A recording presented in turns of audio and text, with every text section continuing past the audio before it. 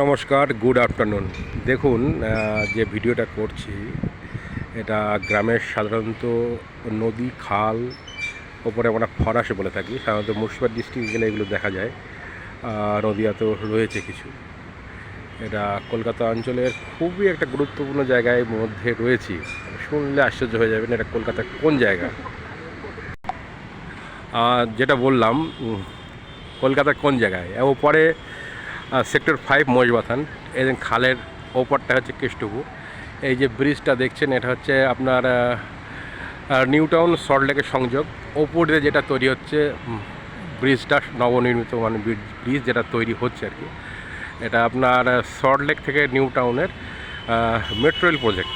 আমরা সাধারণত ছোটোবেলায় শুনেছিলাম যে মেট্রো রেল পাতাল রেল পাতাল নিচ দিয়ে যায়, কিন্তু সল্টলেকে বা আপনার নিউ টাউনে মেট্রো রেল চলে যাচ্ছে ওপরে, আকাশচুম্বীর ওপর দিয়ে।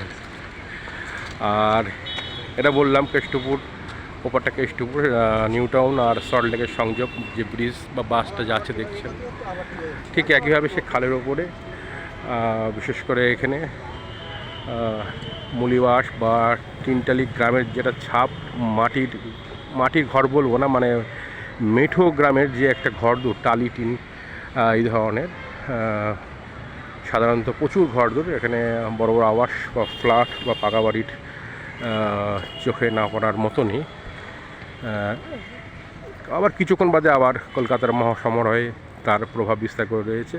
সবথেকে ইন্টারেস্টিং বিষয় হলো এই যে ছোট্ট খালের ওপরে এই যে আপনার মানে সাঁকো বা ফরাস যেটা আমরা সাধারণত বলি, মাত্র 3 টাকা নিল। আমি হেঁটে পার হলাম। মহিষবাথানে গিয়েছিলাম, একটা বন্ধু এখানে থাকে মেসে, তারা দেখা করতে গিয়েছিলাম, আমাদের স্যাটারডে ছুটিতে আছে বলে।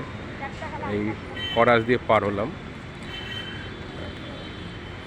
এত সুন্দর জায়গা ভেবে অবাক। এদিকে মেট্রোর প্রজেক্ট চলছে, আবার এই ফরাসের সিকিউরিটি গার্ডও রয়েছে। যা জিজ্ঞাসা করলাম যে এটা গভর্নমেন্টের তরফ থেকে ডাকাডাকি করে, হ্যাঁ একই সিস্টেম বলবৎ এখানে।